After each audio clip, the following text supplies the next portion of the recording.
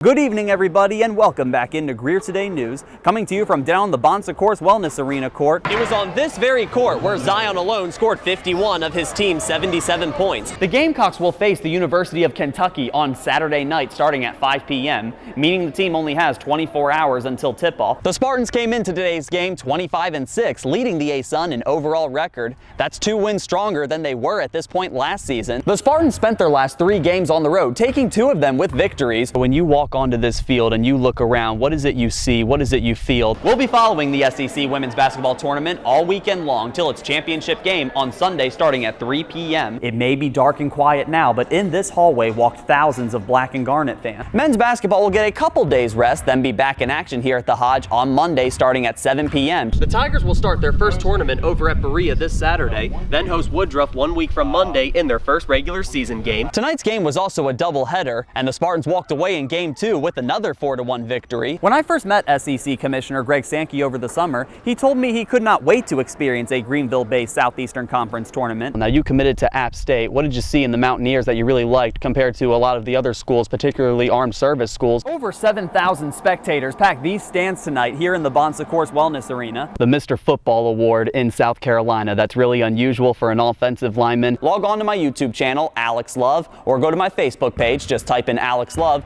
for all the latest updates with USC Upstate Athletics. I'm Alex Love reporting for Greer Today News, and from all of us here at GreerToday.com and around the community, thank you for watching.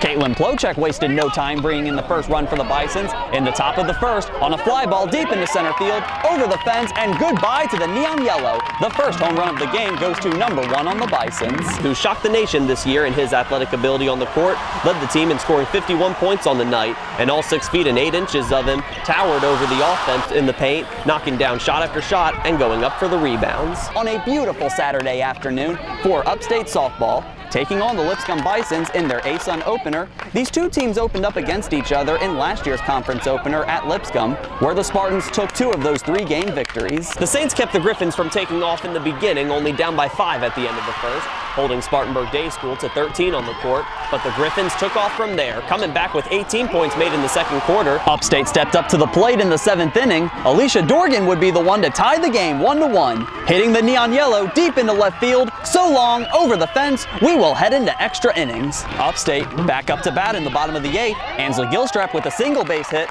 followed by a steal and a double by Ryan Rector. The Spartans have 2 on base. Both of them are brought in by a home run by Abby Millett. The package has been delivered, and Upstate defeats Lipscomb 4-1.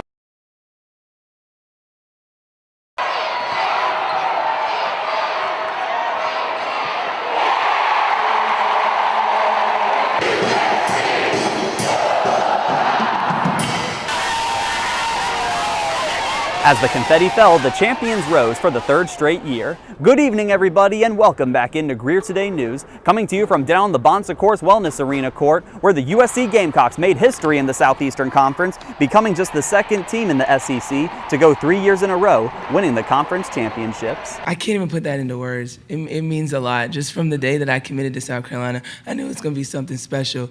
But just to go, just the way that everything's turning out, it really does mean a lot. And the fact that I'm kind of home, it means I can't even put into words how amazing this feeling. It really is. Keila Davis took the lead for the Gamecocks in scoring tonight, racking up 23 points in the hoop, and kept up her game, keeping the balls outside of the hoop when shot by MSU, recovering 5 defensive rebounds. Unlike previous games, the Gamecocks and Bulldogs kept it a close one. At the half, the Gamecocks only led by just 3, compared to their nearly 20-point lead at the half over Georgia. Then, for the first time in the tournament, at the end of the 3rd, the Gamecocks were down by 5 points, trailing Mississippi State 45-40. But the crowd barked louder than any Bulldog could. In the final 10 minutes, South Carolina scored 19 points over MSU, being held to just 4. It was a great atmosphere. We beat a tremendous basketball team in Mississippi State Bulldogs.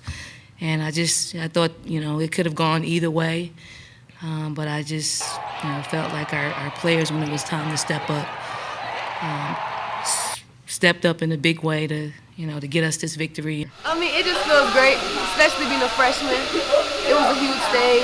It just feels great. We went into the locker room of the champions to talk to the Gamecocks about what they were feeling after winning their 3rd straight title. Some did have a lot to say and were showing a lot of excitement with the victory.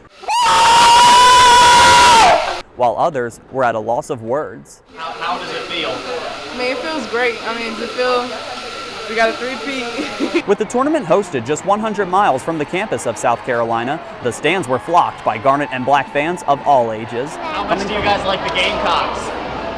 So much! So much? I like it this much. I like it this much. Coming from all areas around the state, some experiencing Greenville for the first time. My first time here in Greenville since I was a little kid. The city is excellent. I mean, the nightlife, everything about the city I love. And others just die-hard fans following their team. I've been to a couple games in Columbia when they play Ohio State. So yeah, the atmosphere, like I said, they just brought it from Columbia, brought it here. Over 7,000 spectators packed these stands tonight here in the Bon Secours Wellness Arena, making the SEC Championship feel a lot like a home game at the Colonial Life Arena. So talking to Coach Staley afterwards, she wants to thank all of Gamecock Nation for their support and says that the fans cheering built up a huge momentum for her team. We have the best fans in the country. They come out and support us at home and on the road, and to put it in a place in which they can drive up and come, and they showed out. It may be dark and quiet now, but in this hallway walked thousands of Black and Garnet fans watching their team make history. This happened in a city that is much more closer to the purple and orange of South Carolina. But tonight, all the success and the spotlight belong to the Gamecocks.